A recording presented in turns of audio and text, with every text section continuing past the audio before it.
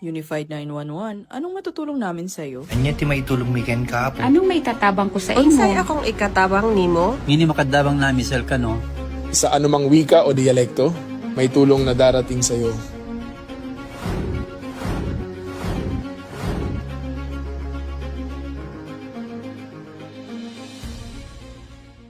Lilingkod sa bawat Pilipino at magbibigay ng tamang impormasyon para sa tahimik at maayos na Pilipinas. Police News Network, alagad ng batas, tagapagtaguyod ng balitang pulis, sandigan ng mamamayan, patnubay ng katotohanan.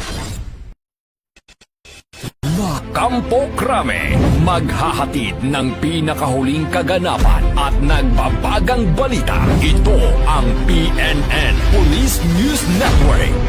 At ngayon, ang inyong mga tagapagbalita. Magandang araw, bagong Pilipinas. Ako ang inyong alagad ng batas, tagataguyod ng Balitang Pulis. Ako po si Patrolwoman Fe Octaviano mula sa PNP Anti-Cybercrime Group. Maghahatid sa inyo ng tamang balita, kwento ng pulis at serbisyo para sa mamamayan. At ito ang PNP News Online, ang pangunahing balita ng Police News Network. Alagad ng batas, tagataguyod ng Balitang Pulis.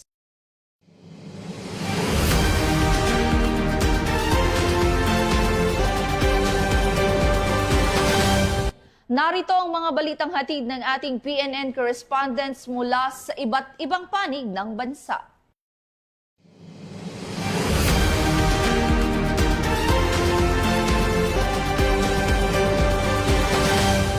Sa ating unang balita, sa ipinakitang maagap at koordinadong responde ng top cops, mga volunteers at criminology interns, matagumpay na nailigtas ang isang minor de edad sa Burnham Park.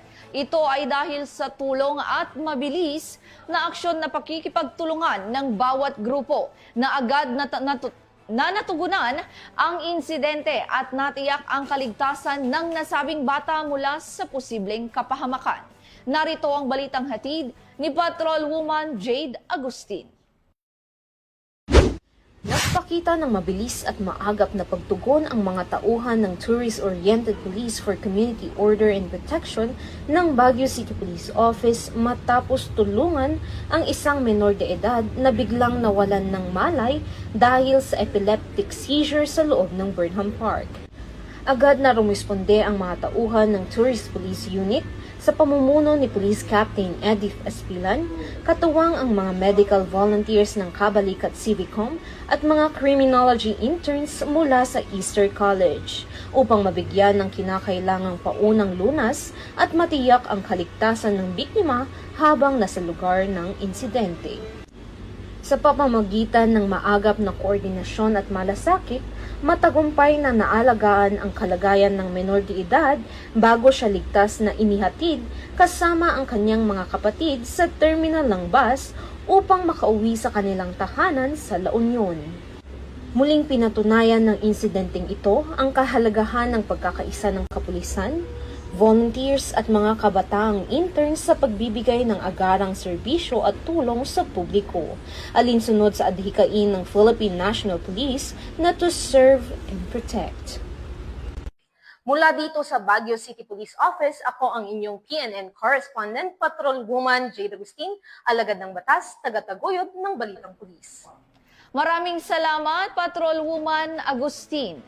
Isang fishing boat na kinilalang FBKC Realin ang hinarang ng mga operatiba ng PNP Maritime Group sa karagatang sakop ng Lanao del Norte na nagresulta sa pagkakaaresto ng isang sospek. Patrolwoman Luis Marie Condes sa balita.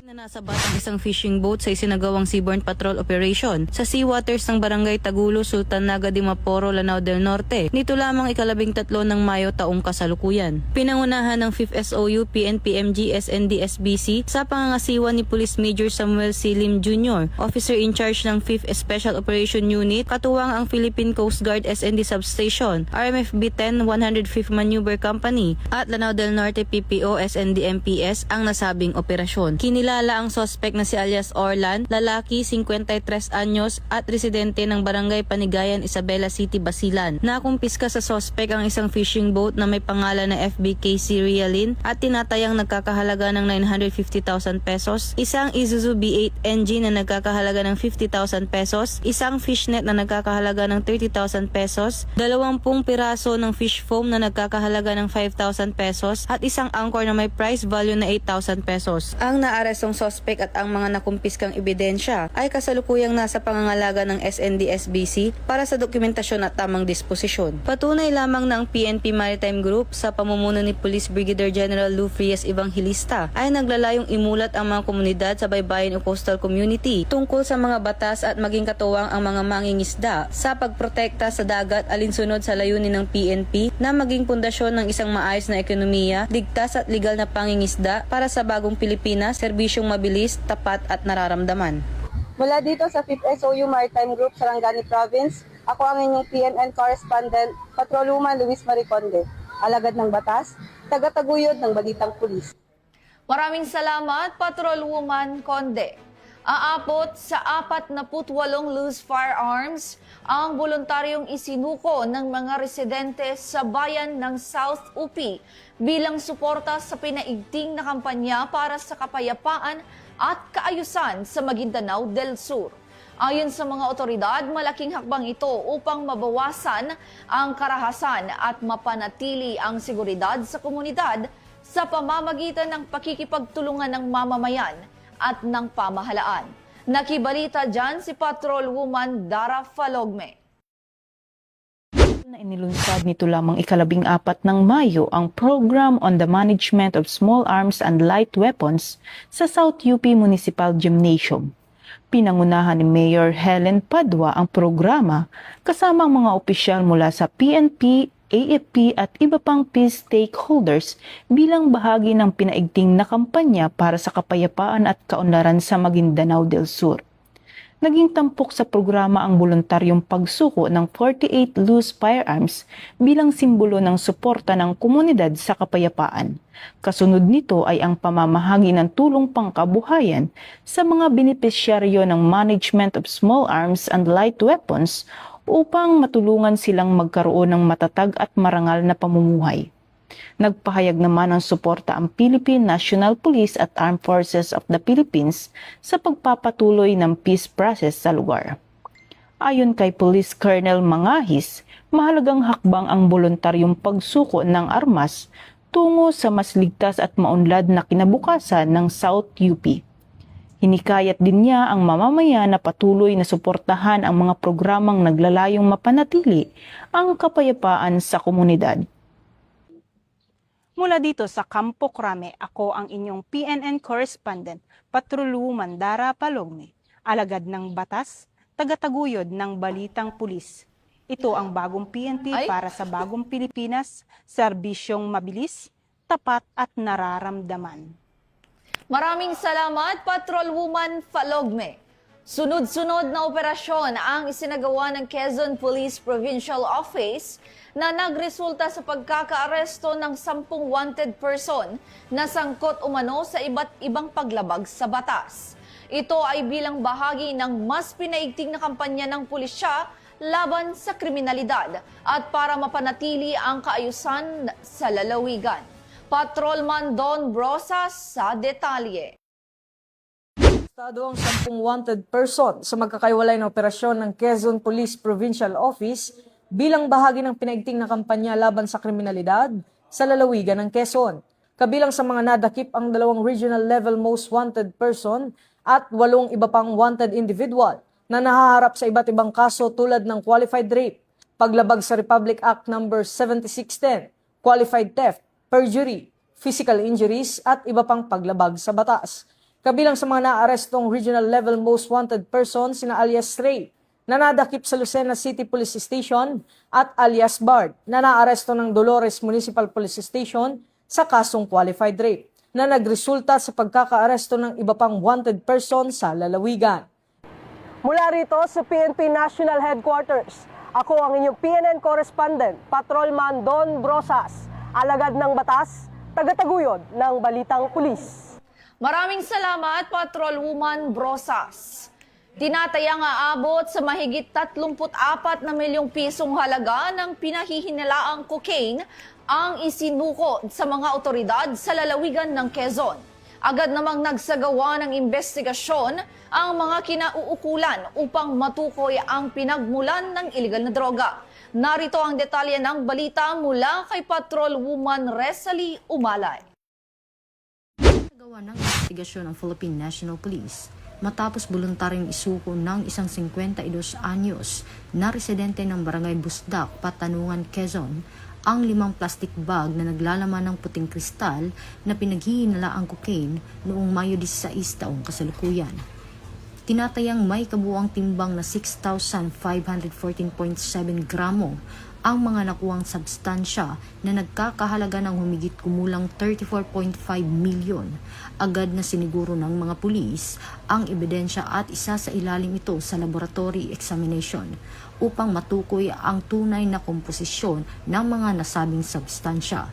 Ayon kay Chief PNP, Police General Jose Melencio Nartatis Jr., patuloy ang masusing investigasyon upang matukoy kung saan nanggaling ang mga iligal na droga at kung sino ang nasa likod nito. Mula dito sa Campo Crame, ako po ang inyong PNN correspondent, Patrolwoman Resalie Umalay, nagbabalita para sa Police News Network. Alagad ng batas, tagataguyod ng balitang pulis. Ito ang bagong PNP para sa bagong Pilipinas, serbisyong mabilis, tapat at nararamdaman.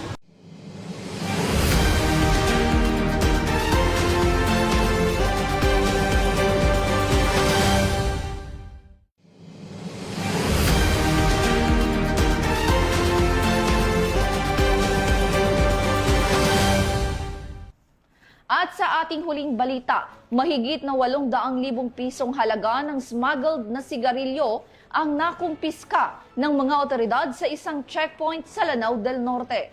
Ayon sa ulat, naharang ang kargamento matapos mapansin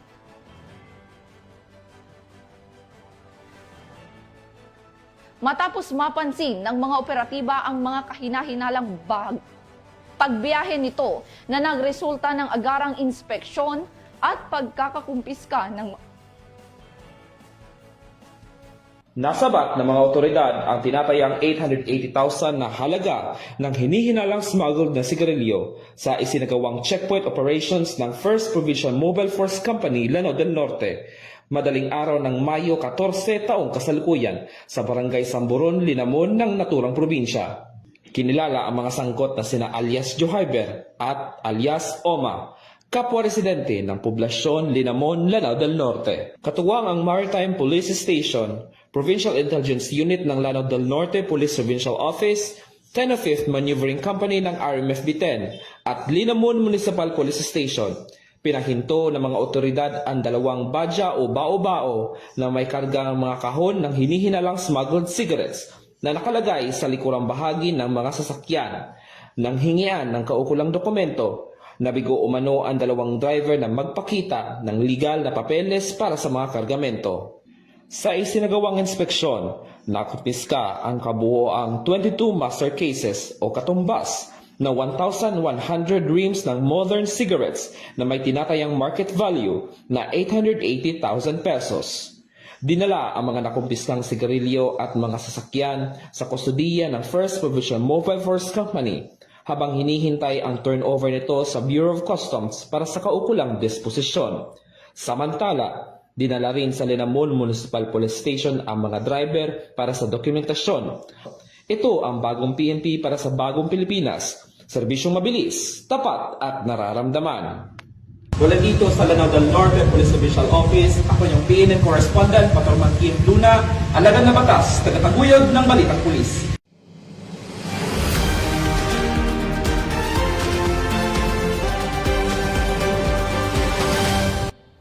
At yan ang mga balitang nakalap ng ating PNN correspondents mula Luzon, Visayas at Mindanao.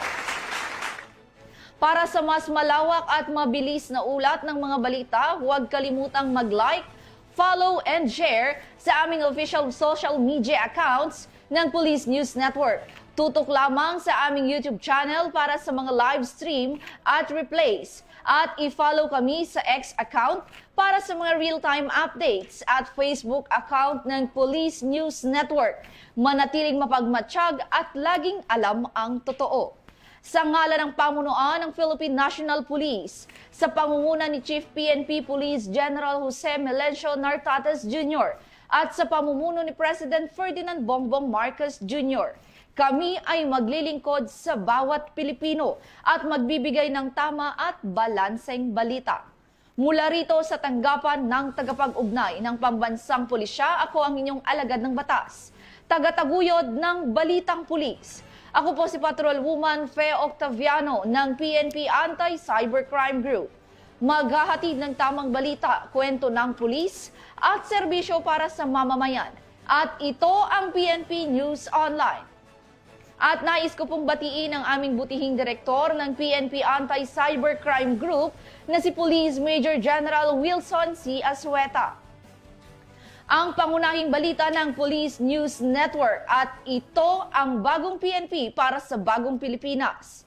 Serbisyong mabilis, tapat at nararamdaman.